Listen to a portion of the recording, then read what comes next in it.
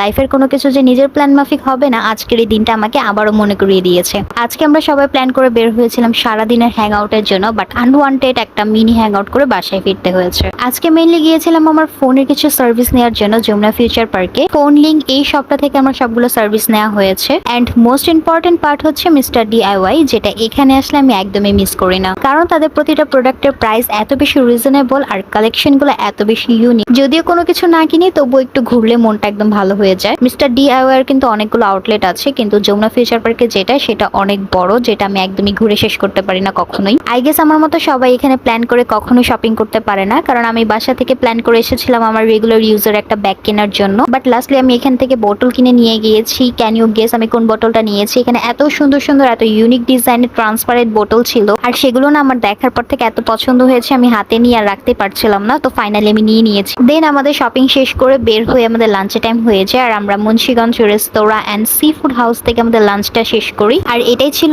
আজকের হ্যাং আউটের cringe part, কারণ লাঞ্চ শেষ করে আমাদের বের হয়ে যাওয়ার কথা ছিল দিয়াবাড়ির উদ্দেশ্যে, বাট আনফরচুনেটলি একটা ঘটনার কারণে আমরা সেখানে যেতে পারিনি। আর সেদিন আম্মুর বার্থডে ছিল, সো বাসায় আসার পর আব্বু একটা কেক নিয়ে আসে, দেন সবাই মিলে একটু সেলিব্রেট করলাম। অ্যান্ড এই ছিল আজকের ব্লগটা। ওকে, থ্যাংক ইউ ফর ওয়াচিং।